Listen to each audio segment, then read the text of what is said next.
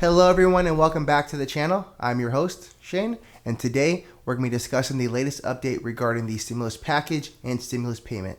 Now, with that being said, let's jump right into it. So first and foremost, the House Democrats and House Republicans have been negotiating all week, trying to see what they can agree upon so they could ultimately pass something on over to the House and eventually the president so he could sign something into law.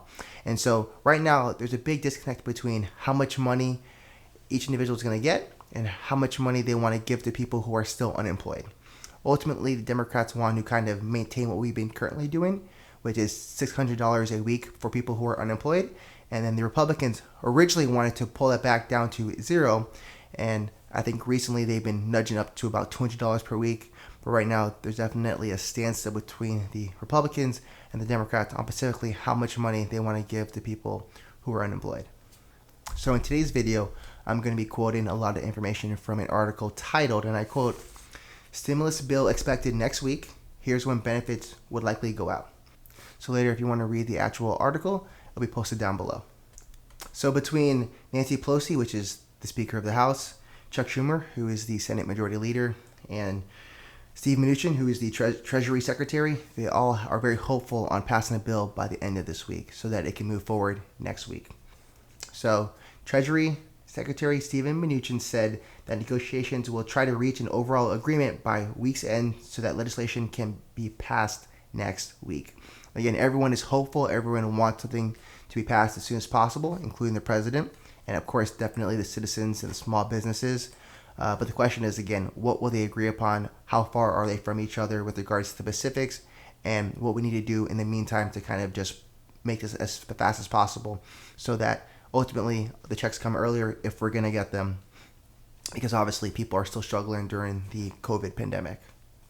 So Stephen Mnuchin also stated, and I quote, "We are pleased to report that although we still have a lot of open issues, I just want to be very clear, we're not at the point of being close to a deal.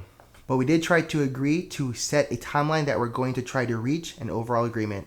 If we can get one by the end of the week so that the legislation could be passed by next week." Again, everyone's hopeful, but based off what I just stated, there's not a lot of progress that has been made, and we have a long way to go. And so today is Wednesday, August 5th.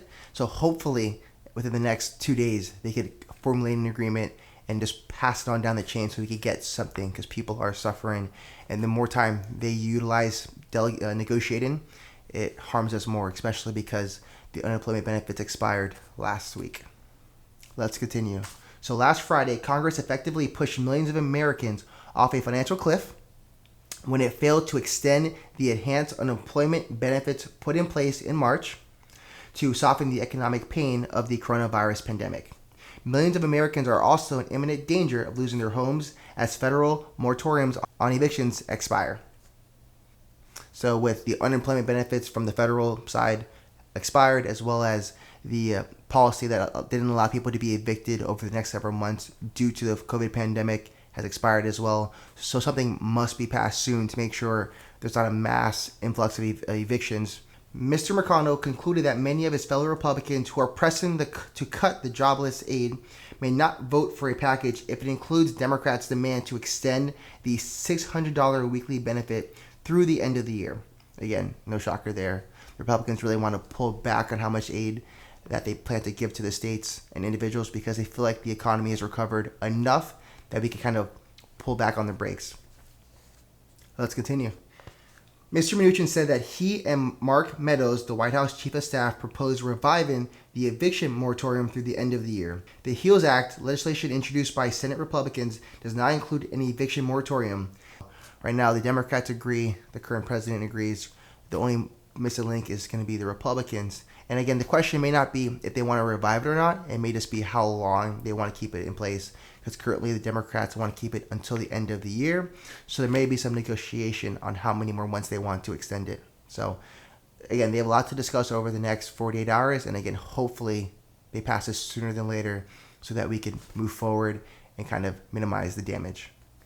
So moving on to the most important section of this article, which is why most of you guys probably clicked on this video, is based off the provision in the HEROES Act as well as the HEALS Act, which again is each policy is proposed by the Democrats and the Republicans in the House.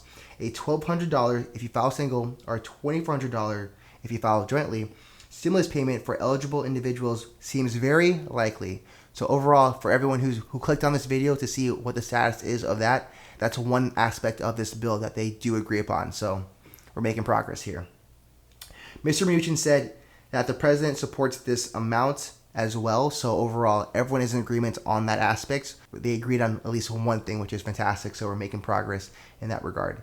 So moving back over to the evictions, Mr. Trump continued to dangle the possibility that he could circumvent Congress and take executive action to try to halt evictions nationwide and to suspend the payroll tax, an idea the Republicans dropped from the proposal amid widespread opposition.